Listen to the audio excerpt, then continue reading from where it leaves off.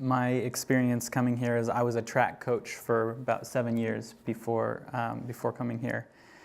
And after some very significant, some challenges that required a lot of spiritual growth and work, and through that period of about 2.5 years, at one point very early, I received what I thought was a very specific call to ministry, and I, through the ebb and flow of challenge and grief, I forgot about it.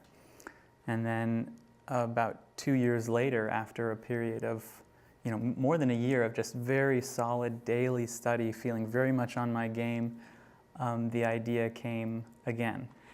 So I think the most significant part of that discernment process was I came to Boston for an interview with Janet and with Russ Gerber at the time.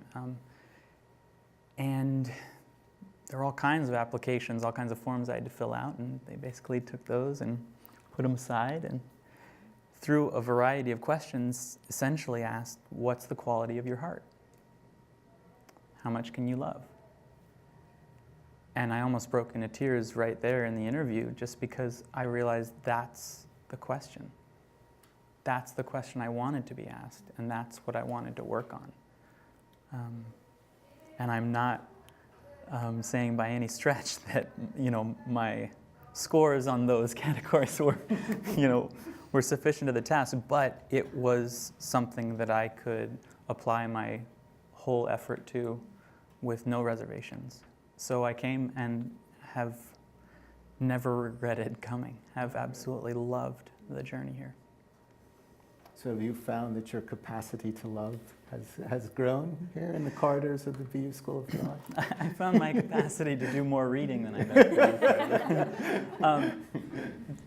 The really critical thing about Boston University and the School of Theology in particular is that there is a language in engaging with other denominations that you really can't know unless you actually sit in that environment and engage with those groups. And Boston University is a spectacular place to do that. There are many different denominations, but there's a great deal of openness, and it's written in the concrete over Marsh Chapel that it will be an experimental expression of faith and practice. And so there is that opportunity to learn the language of faith of other denominations, but also to learn how it is that you're going to communicate your faith with others. And that experience is priceless.